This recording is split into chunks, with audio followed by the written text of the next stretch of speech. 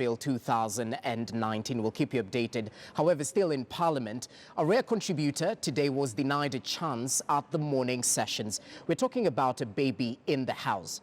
The National Assembly proceedings were briefly brought to a standstill after Kwale women representative Zuleika Hassan entered with her 5-month-old baby. Ms. Hassan was ordered to withdraw from the chamber with the standing speaker, saying it is not the right place to take care of her child. A section of male MPs and the women lawmakers, however, supported Ms. Hassan, urging her to stay put, causing a standstill within the chambers. This incident comes even as the world marks Breastfeeding Week. I want to cross over to our reporter and fellow anchor, Brenda Zeda-Radido. It has been a while, Brenda. Good afternoon to you. Now, allow us to delve deeper into this particular matter. It did cause a stir earlier on in Parliament, but the common narrative might be this is a house that represents mothers, fathers, and babies as well. So maybe it should be open to mothers, fathers, and babies. Is this the case, or it is against the standing orders to bring a child to the chamber?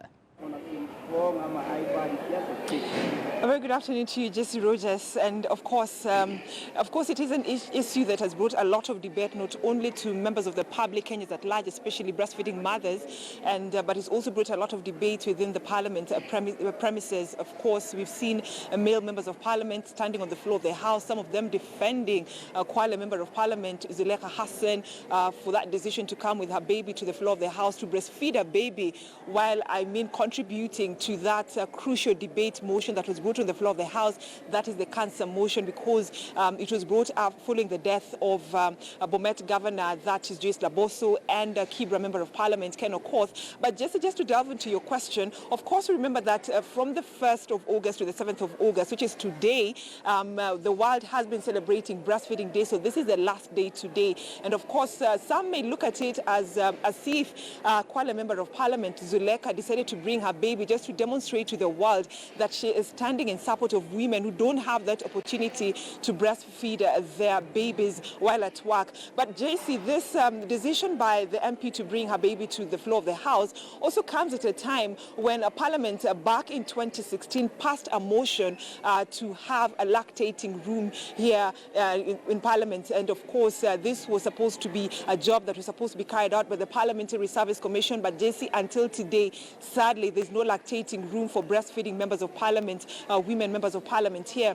And of course, it also comes at a time when the Ministry of Health also released the guidelines, guideline policy on what should be done to breastfeeding mothers, just to ensure that their interest is taken care of when it comes to breastfeeding. Of course, that guideline actually lays down some of the requirements, having a breastfeeding room, and of course, what is supposed to be in that breastfeeding room, and of course, also back in 2017.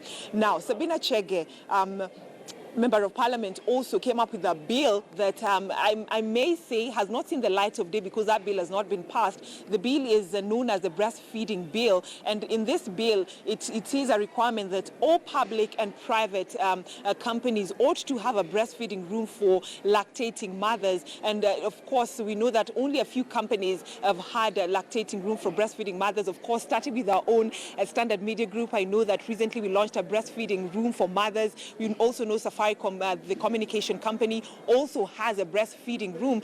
But the saddest thing is that Parliament does not have a breastfeeding room. And so just to delve into this conversation, I'd like us to talk to Homa Bay Member of Parliament, that is Honorable Peter Kaluma, was very vocal on the floor of the House when Zuleika, Honorable Member of Parliament Zuleika, was being forced out of the chambers with her baby. And Honorable Kaluma, you stood on a point of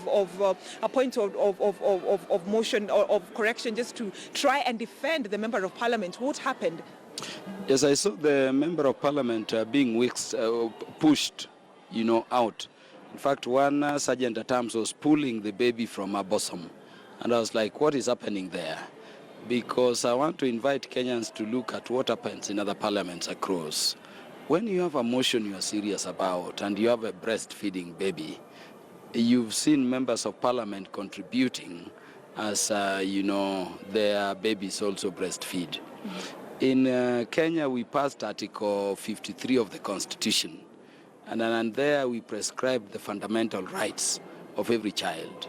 The fundamental part of that provision says that in any matter concerning a child, the best interest of the child will be of paramount consideration. We followed that with the motion you've said we resolved in 2016. And in that motion, we resolved as Parliament that all offices and institutions, whether private or public, will create, spaces for lactating mothers. And that one was in a recognition of the fact that children are indeed our future. It happens, and it is now clear to the entire nation, that Parliament, despite having passed that resolution, which was to be followed by an act of Parliament, which unfortunately lapsed because we were going into elections and should be brought again. Parliament has passed a resolution requiring all public offices, private offices, even churches. You see some churches doing it, that, and we thank them. But Parliament is not implementing its own resolutions. I want to thank Honorable Suleka for doing what she did today, because she has confirmed to the world that even Parliament does not have a place, not just for the staff of Parliament, but even for female MPs who are lactating. But and Honorable if Kaluma, Parliament does not have, who has it outside there? But Honorable Kaluma, there's one very crucial question that Kenyans are asking. There's a standing order that says that a stranger is not allowed within the chambers of Parliament. And we see that Honorable Zuleka's baby was termed as a stranger. And that's why the sitting speaker, who's a member of the speaker's panel, that is Chris Omulele, had to force the member of Parliament out with her baby. I know if the substantive speaker, Justin Muturi, was present and was the one presiding, the matter would have been decided differently. I think, that is the tragedy of having a person other than a substantive speaker. There is no way members of Parliament or even the sergeants of at arms can rush for a child at the bosom of a member. You shatter the child's sense of security. Assume that the sergeants were allowed to carry away the child. Where were they taking the child? Because, at that stage, the mother is not a stranger, so the mother has to remain. What we need to do as Parliament is to strike a balance. And in my view, that standing order provision is unconstitutional. Parliamentary proceedings are open to everybody, including the people you call strangers. We only limit people who enter the plenary because you cannot have the plenary accommodating all Kenyans. But we sit there as representatives. And so the term stranger refers to a person who can disrupt parliamentary proceedings or bring insecurity there. A person who can be, making noise or doing such things. What of a child breastfeeding? I want to challenge you to look at parliamentary proceedings in similar situations across the world. And you will see members of Parliament contributing to matters they hold dear and they are passionate about, the way Honorable Suleka was passionate about the motion which was to come next, the motion on cancer, as their children suckle. This has embarrassed Parliament in a very big way. You saw my colleagues calling a child in Parliament shame. It's the future of the country. Sometimes that child you are calling a shame is the future president of this country or a great leader of the world. You cannot do that. And lastly, as we bring this conversation to an end, Honorable Kaluma, resolution passed in 2016 for Parliament to have a lactating room for breastfeeding mothers. And today, owing to the fact that the member of Parliament was being chased out, that means there's nowhere she was going to go to. What is the way forward now? When you go abroad, they have decent places where you sit. Once you are screened, you can be contributing to a motion of public concern as your child breastfeeds. When you go to Uganda Cross, imagine just a mere Uganda Cross here. There are people employed, parliamentary staff, including nurses, to take care of, the children of not only staff of Parliament, but MPs who are contributing to an issue, like in a committee. What we need to do here is that Parliamentary Service Commission must come up and discharge their function under Article 127. Because that Article 127 says they'll provide facilities and services to enable Parliament and members of Parliament and staff of Parliament to function efficiently. Okay. So we expect lactating rooms, even if they are around the building. You see behind the speaker there are doors we go into.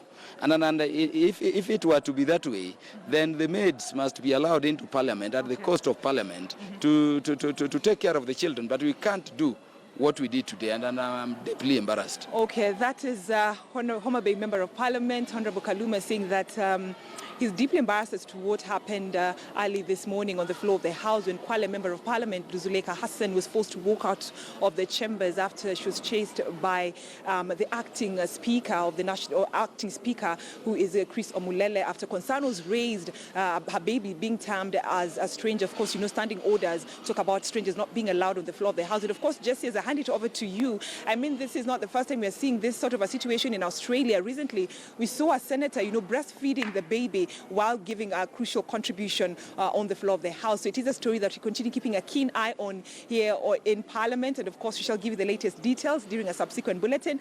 Back to you, Jason, studio.